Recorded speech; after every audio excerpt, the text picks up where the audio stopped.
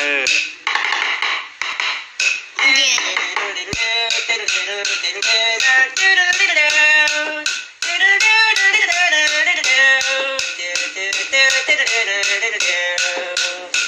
เหมือนดังความฝัน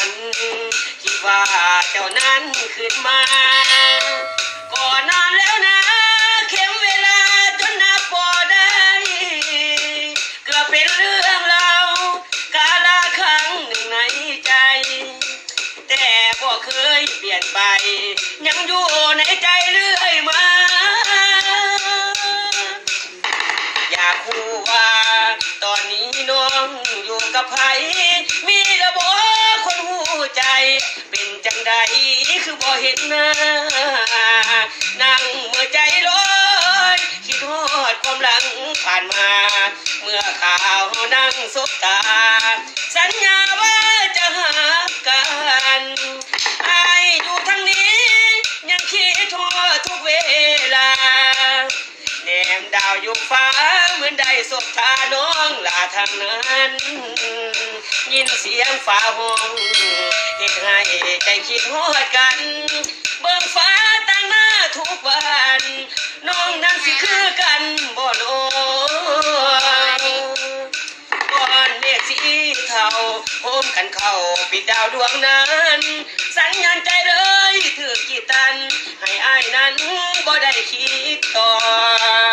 ฝากลมห่มฟ้าไปบอกว่ามีคนรอหากได้ยินก็ช่วยติดต่อส่งข่าวได้บ่อ้ายคิดฮอดน้องอ้ายอยู่ทางนี้ยังคิดฮอดทุกเวลาแนมดาวอยู่ฟ้าเหมือนได้สบตาน้องลาทางนั้นยินเสียงฟ้าห้องเฮ็ดให้ใจคิดฮอดกันเบิ่งฟ้าตั้งหน้าทุกวันน้องนั้นสิคือกันบ่น้องก้อนเมฆสีเทาโฮมกันเข้าปิดดาวดวงนั้นสัญญาณใจเลยถือกี่ตัน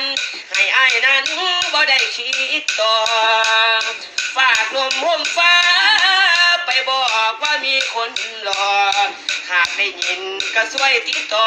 ส่งข่าวได้บ่อ้ายคิดฮอดน้อง